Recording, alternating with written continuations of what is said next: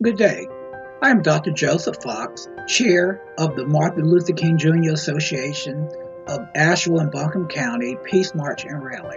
We want to thank you for joining us today.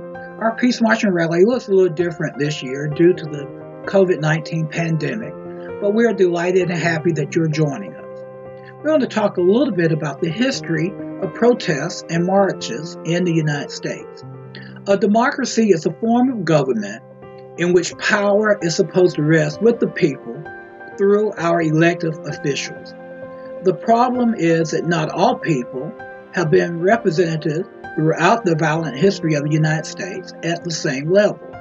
The United States has a long history of protests and marches that remain the rallying cry and the call to action for the marginalized, the poor, persons of color, women, and anyone deemed different, including our LGBTQI family. Those who protest have been called heroes and sheroes by some, while others have been labeled problem makers and agitators.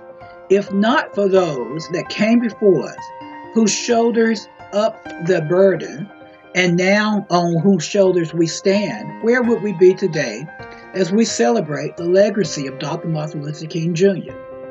When we hear of some of the language that is coming out of our country's top leadership, and we watch others stand by enabling hate and divisiveness, there should be a call for justice, fairness, and equality.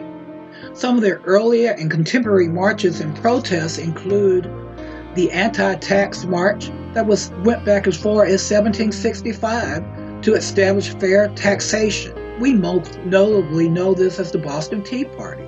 But it was one of our earlier protests, the American Revolution, the abolition movement, the women's rights movement that started in 1848 but continues today, the temperance movement that prohibited the consumption of alcohol, the labor market movement, or as we may know it, the Fair Labor Standards Act, the civil rights movements of the 50s and the 60s, that included the boycott, sit-ins, freedom marches, Civil Rights Act of 1964, the March on Washington in 1963 led by Dr. King. And that we know that march was for jobs and freedom, and it ended up giving us the Voters' Rights Act of 1965. We had in the late 1990s, 1995, the Million Man March. We have the current marches, the Black Lives Matter movements, the women movements, the Me Too movement. So protests and marches are not anything new in the United States.